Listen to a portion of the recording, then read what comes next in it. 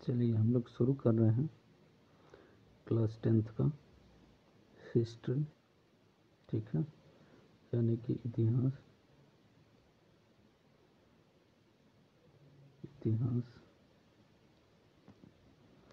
Chapter पहला है first chapter, Europe में राष्ट्रवाद।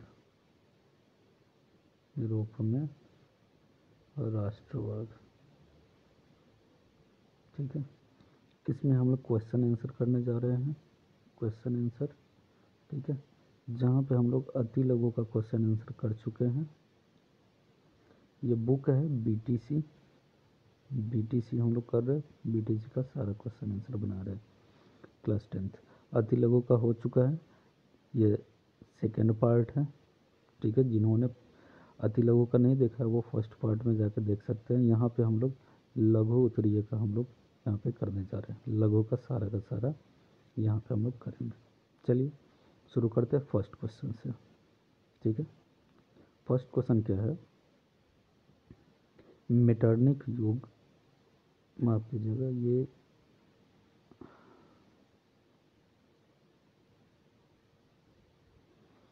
ये है पहला क्वेश्चन।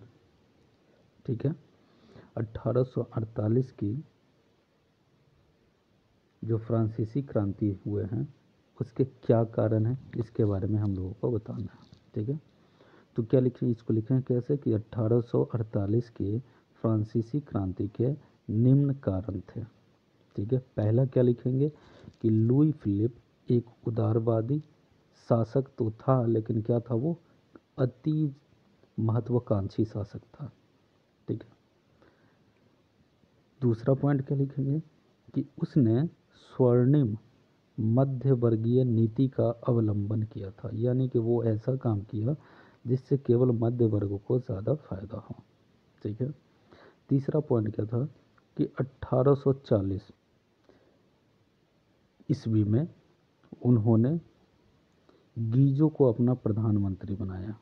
ठीक है, जो काफ़ी ज़्यादा प्रतिक्रियावादी थे, यानी कि जो शासन में बदलाव हो रहे हैं उसके विरोधी थे। ठीक है, चौथा कारण क्या था कि इन्होंने शासन में अब पूंजीपतियों को ज़्यादा से ज़्यादा हिस्सा देने लगे सत्ता चलाने के लिए, जिसके कारण क्या हो गया, ये पूंजीपति लोग हैं, इनको तो सत्ता चलाने में रुचि था नहीं, लेकिन इसके बावजूद भी ये क्या करने लगे, उन्हीं को शासन देना शुरू कर दिए। ठीक है, तो जाहिर सी बात है, जिसको शासन चलाने में मन नहीं लगेगा तो वो कार्यक्रम भी ठीक नहीं बनाएंगे। ठीक है, ये क्या देखें कि शासन चलाने में ज़्यादा से ज़्यादा किन लोगों को रखने लगे, पूंजीपति लोगों को रखने लगे, जिनको रुचि नहीं थी। ठीक है, उसके कारण क्या हुए, सुधारात्मक कार्यक्रम जितनी होनी चाहिए थी उतनी नहीं हुई। ठीक है, यानी कि फ्रांस में जितने सुधार के काम होने चाहिए थे उतने हो नहीं पाए। फिर क्या हुआ, फिर जो है उनका जो विदेश नीति था, दूसरे देशों के साथ कैसा संबंध होगा, तो वो भी काफ़ी ज़्यादा क्या रहा, असफल रहा। ठीक है, और राज्य में जो है एक ऐसा टाइम आ जाता है जो लोगों के बीच में भूखमरी और बेरोज़गारी जो है काफ़ी ज़्यादा बढ़ जाती है। तो इस तरह से हम लोग लिख सकते हैं कि ये पूरे के पूरे 1848 के जो फ्रांसीसी क्रांति थी उसके कारण है। ठीक है, चलिए अब देखते हैं सेकंड क्वेश्चन। देखते हैं सेकंड क्वेश्चन क्या है, इटली जर्मनी के एकीकरण में ऑस्ट्रिया की क्या भूमिका थी। ठीक है, इस क्वेश्चन का जवाब हम लोग क्या लिखेंगे कि सबसे पहले हम लोग देखे हुए थे चैप्टर जब पढ़े थे, तो जो चाहे इटली हो या जर्मनी हो या और भी बहुत सारे छोटे छोटे जो देश हैं, उन देशों के भी हम लोग देखे हैं आंदोलन के बारे में, और वहाँ पे सबसे ज़्यादा ये ऑस्ट्रिया ही है जो दिक्कत का काम करता है। ठीक है, तो इसलिए क्या बोलेंगे हम लोग, इसको कैसे लिखेंगे, चलिए देखते हैं। ऑस्ट्रिया को इटली और जर्मनी के एकीकरण का सबसे बड़ा विरोधी माना जाता था। ठीक है, ऑस्ट्रिया के हस्तक्षेप से इटली और जर्मनी को या जर्मनी के बीच में जो आंदोलन हो रहे थे उन आंदोलन को कुचल दिया जाता था। ऑस्ट्रिया का चांसलर मेटरनिख को बनाया गया, जो पुरातन व्यवस्था का समर्थक था। ठीक है, वो बदलाव नहीं चाहते थे, पुराने व्यवस्था को ही लागू करना चाहते थे। ऑस्ट्रिया को पराजित किए बिना इटली और जर्मनी का एकीकरण संभव नहीं था, ऐसा मानना था सभी को। ठीक है, और हम लोग देखे भी हैं, ऑस्ट्रिया काफ़ी शक्तिशाली राज्य हुआ करता था, जिसके कारण दोनों राष्ट्रों ने ऑस्ट्रिया को पराजित करने के लिए एक शक्तिशाली राज्य जो उस टाइम पे था फ्रांस, उस फ्रांस के साथ जो है संधि कर लेते हैं। ठीक है, कैसा संधि? तो राजनीतिक और सैन्य समर्थन दोनों तरह के संधि वो कर लेते हैं। ठीक है, यानी कि अगर ज़रूरत पड़े समर्थन का तो सेना भी फ्रांस से मिल जाए, ऐसी वाली भी वो लोग जो है संधि कर लेते हैं। ठीक है, और फिर राष्ट्रवादी भावना लोगों के बीच में जगाना शुरू करता है और दोनों राष्ट्रों ने एकीकरण की ओर बढ़ते हुए अपने लक्ष्य को प्राप्त करता है। ठीक है, ये था हमारा दूसरा क्वेश्चन। चलिए देखते हैं थर्ड क्वेश्चन।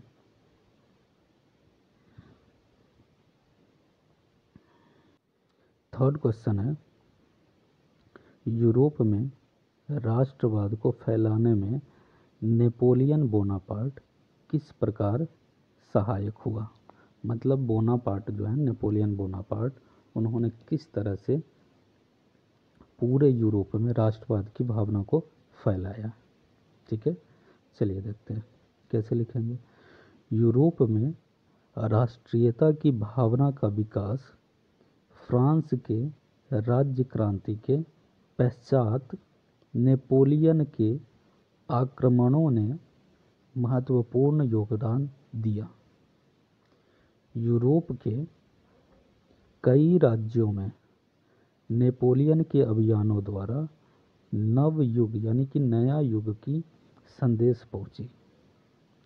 नेपोलियन ने जर्मनी और इटली के राज्यों को भौगोलिक नाम की परिधि से बाहर कर उसे वास्तविक एवं राजनीतिक रूपरेखा प्रदान की, जिससे इटली और जर्मनी के एकीकरण की मार्ग प्रशस्त हुआ।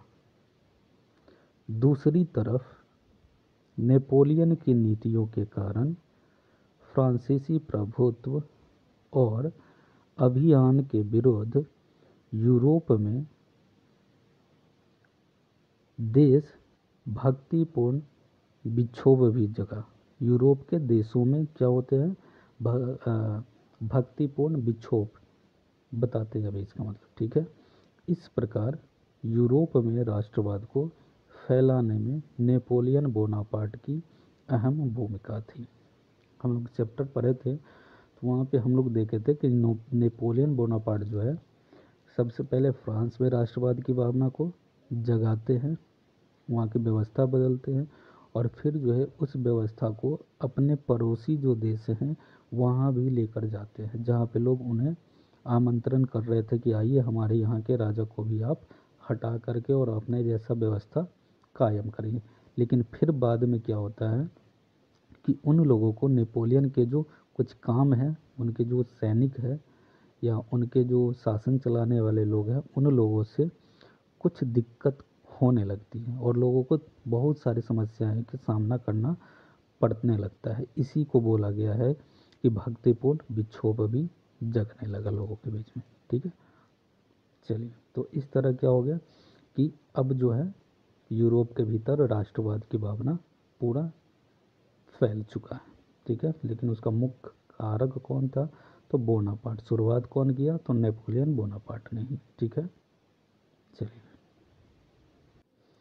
नेक्स्ट क्वेश्चन है, गैरीबाल्डी के कार्य का चर्चा करना है कि गैरीबाल्डी ने जो है किस तरह से पूरे इटली के एकीकरण में अपना सहयोग दिया है, उस चीज़ के बारे में लिखना है। ठीक है, चलिए कैसे लिखेंगे, तो सबसे पहले गैरिबाल्डी क्या थे वो लिखेंगे हम लोग। तो गैरिबाल्डी एक नाविक था पेशे से, ठीक है। उसने अपने कर्मचारियों और स्वयं सेवकों की सहायता से एक सशस्त्र सेना, ठीक है, बनाई और इटली के प्रांत सिसिली तथा नेपल्स पर आक्रमण किए। इन रियासतों की अधिकांश जनता जो पहले से ही बुर्बो वंश के निरंकुश शासन से तंग थे, उन्होंने गैरिबाल्डी के समर्थक में अपना सहयोग देना शुरू करे और क्या हो गए, गैरिबाल्डी के समर्थक बन गए। गैरिबाल्डी ने यहाँ जो सिसिली है और नेपल्स, इन दोनों को जीत लिए और फिर वहाँ पे गणतंत्र की स्थापना की और विक्टर इमैनुअल जो प्रसा के शासक हैं उनके नेतृत्व में जो है सिसिली और नेपल्स पे शासन करना शुरू कर देता है, ठीक है, यानी कि वहाँ की सत्ता संभाली।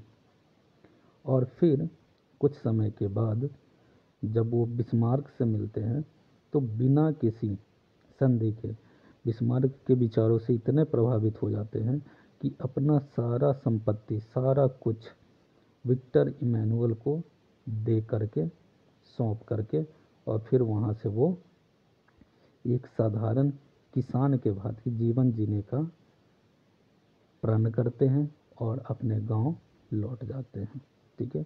और ये पूरा का पूरा क्या था, गैरिबाल्डी का योगदान है जो इटली के एकीकरण में हुआ, ठीक है। चलिए नेक्स्ट क्वेश्चन देखते हैं, 5 नंबर क्वेश्चन। विलियम फर्स्ट के बगैर जर्मनी का एकीकरण बिस्मार्क के लिए असंभव था, कैसे, ठीक है, कि अगर विलियम फर्स्ट नहीं होते तो क्या जो बिस्मार्क जर्मनी को एकीकरण के लिए कार्य किए हैं वो उतना कर पाते या नहीं कर पाते, ठीक है। इसमें पूछा है असंभव है, नहीं कर पाते, कैसे बताना है, ठीक है। तो सबसे पहला चीज़ हम लोग देखेंगे कि विलियम फर्स्ट ने क्या किया था। जब 1830 में, जनवरी 1830 में विलियम प्रथम जब प्रसा का शासक बने थे, ठीक है, वो काफ़ी ज़्यादा साहसी थे, राष्ट्रवादी विचार के थे और साथ में उन्होंने औद्योगिकरण, ठीक है, एकीकरण के जगह पे लिख लीजिए आप औद्योगिकरण, ठीक है, औद्योगिकरण के पोषक था, ठीक है। उसने अपना चांसलर बिस्मार्क को बनाया, ठीक है, और ये बिस्मार्क का मानना था कि सैन्य के आधार पर ही जर्मनी का एकीकरण किया जा सकता है, बिना सेना का वो जर्मनी का एकीकरण नहीं किया जा सकता, ऐसा बिस्मार्क का मानना था। इसीलिए उन्होंने क्या किया, रक्त और लौह की नीति का अवलंबन किया और अपनाया और साथ में सैन्य सेवा को अनिवार्य कर दिया। उसने फ्रांस और इटली के साथ संधि भी की, ठीक है, और अंततः जो है इसने जर्मनी का एकीकरण के रूप में काफ़ी बड़ा सा हिस्सा, पूरी जर्मनी तो नहीं बोलेंगे लेकिन एक बहुत बड़ा हिस्सा जर्मनी का जो है इनके अंडर में ही एकीकरण हो गया। और इस तरह से हम लोग लिख सकते हैं कि एकीकरण में एक महत्वपूर्ण भूमिका बिस्मार्क ने निभाई, ठीक है। लेकिन यह सब तभी संभव हो पाया जब विलियम प्रथम ने उसे चांसलर बनाया था। अगर चांसलर नहीं बनाया होता तो शायद इतना कुछ नहीं हो पाता, ठीक है। चलिए ये पूरा का पूरा लघु उत्तरीय जो है अपना लघु, सारे क्वेश्चन आंसर 1 से लेकर के 5 तक आपको इसी पार्ट में मिलेंगे, ठीक है, पार्ट सेकंड में, ठीक है।